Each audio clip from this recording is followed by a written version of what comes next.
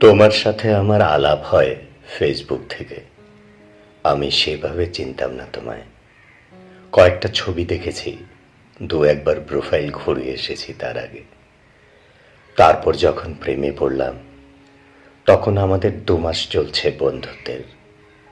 যদি বোঝাতেই হয়, গোটা 5 প্রোফাইল পিকচার, গোটা 10-12 কভার আর প্রায় 100 পোস্ট।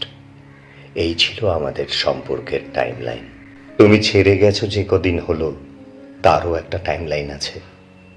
গোটা 3 প্রোফাইল পিকচার, গোটা 6 কভার, ধরে নাও গোটা 50 পোস্ট। কি অদ্ভুত ভালোবাসা ছিল আমাদের। ছেড়ে যাওয়া, থেকে যাওয়ার টাইমলাইন সব কিরকম পাল্টে যায়।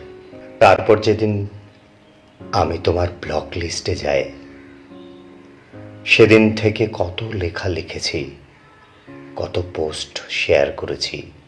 তুমি হয়তো দেখোই নি, বা দেখেছো হয়তো বন্ধুদের প্রোফাইল থেকে।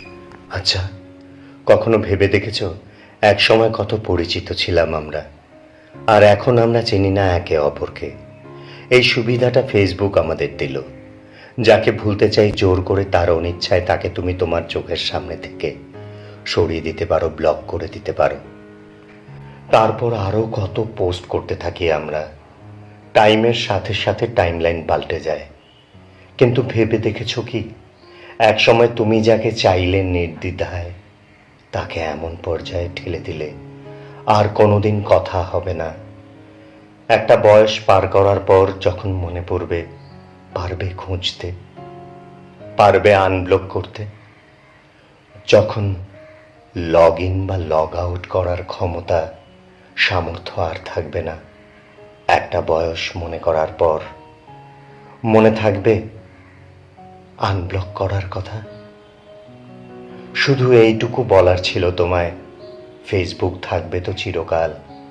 সময়ের সাথে সাথে আরো যুবক হবে আমরা, কিন্তু এই জগতেই আরো পুরনো হতে থাকবো।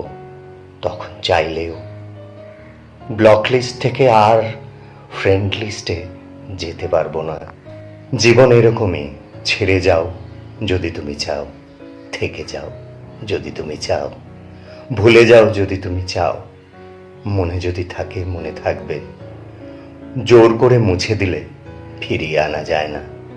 একদিন সবাই পাসওয়ার্ড ভুলে যায়, তা জীবনের হোক বা ফেসবুকের। তখন কিন্তু চাইলেও আর ফিরিয়ে আনা যায় না। সম্পর্ক না থাক, সংযোগ যেন থেকে যায়, ওটা রাখতে হয়।